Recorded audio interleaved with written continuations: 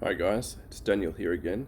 In this video I want to talk about why I think it might already be too late and why my previous assumption about how we can get a competitive advantage in this world might no longer be accurate.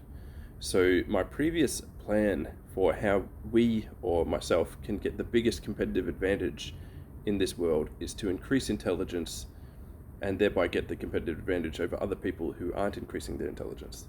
That has been my number one focus for a while, and it's why I increased my intelligence to over 150 IQ. But now I think that is no longer the competitive advantage that it used to be, and I think there's a new path we need to be taking now. So the reason why it's no longer the competitive advantage that it used to be is because I think the latest AI models have caught up now. So the latest model, in particular the OpenAI 4.5 model, I think that's roughly the same IQ as me. I think it's roughly 150 IQ. So the reason why I think it's roughly 150 IQ is because with the previous models, I used to easily be able to find flaws in their logic.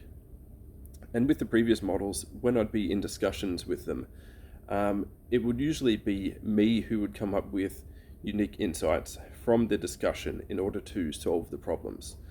It would be rare for the model to come up with a unique insight.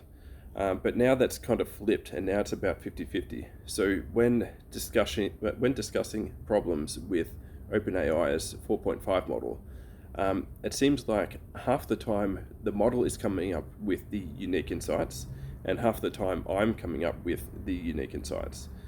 And that's very different to the previous models, where most of the time it would be me coming up with the unique insights. And also just finding flaws in logic as well. So with the previous models, I used to often find flaws in their logic, and it's quite rare for me to find a flaw in the logic of OpenAI 4.5 model. And for every time that I can find a flaw in that model's logic, it can find a flaw in my logic. So it's about 50-50 there as well. So given those two factors, I think it is approximately the same intelligence as I am. So given that it's already caught up to me, so I kind of have a choice that yes, I can still continue to increase my intelligence, and yes, I still believe I can get to 170, 190 IQ. I believe that's definitely possible through training. It would require different forms of training, and it would require a lot of time, but that's still definitely possible. But the issue now is, with the latest models already catching up to a 150 IQ, and this is just the public models, this is not even the models that they're working with internally at OpenAI and these other big companies. This is just the public model that you can pay for on a monthly subscription. That's already caught up to 150. So at the rate these are advancing, this model might be 170 IQ in 6 months. It might be 190 IQ within a year. So given that, is it really worth that much of my time to focus on getting to 170 to 190 IQ when this model is going to get there faster than I can get there? So that's something I've been thinking about. And my conclusion is that, yes, I do still think it's worthwhile increasing intelligence, because the best way to utilize this AI intelligence is to kind of merge your intelligence with it, to synergize with it. And the way to do that, basically, you need to be able to ask the right questions. You really need to be able to identify what your problem is and what you're trying to solve.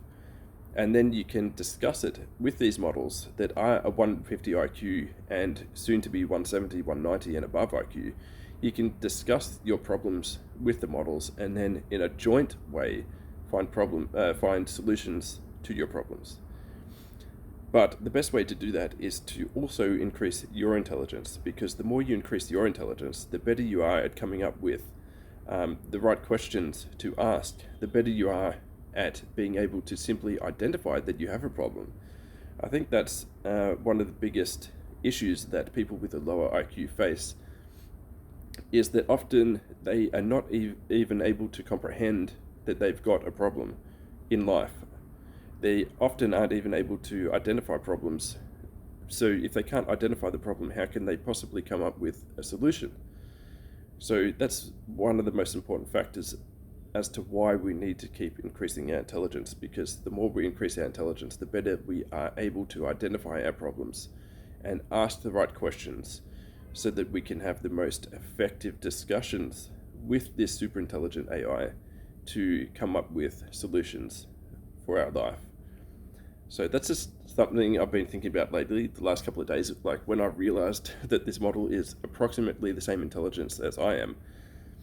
So yes, I think now the best, most effective thing we can be doing is still working to increase your intelligence. That should still be a big focus, but I don't think it should be the number one focus, because it's not going to get you the biggest competitive advantage. Like someone who is not working on increasing their intelligence, but who is using the latest models effectively for hours per day, will massively outperform you if all you're doing is working on increasing your intelligence. But if you're working on increasing your intelligence and using the latest models for hours per day to solve your problems, then you will have the biggest competitive advantage. You will have a huge competitive advantage then. That's just something I've been thinking about lately. That's the next step we need to take.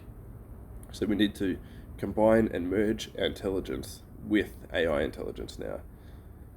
So yeah, that's just something I've been thinking about, guys.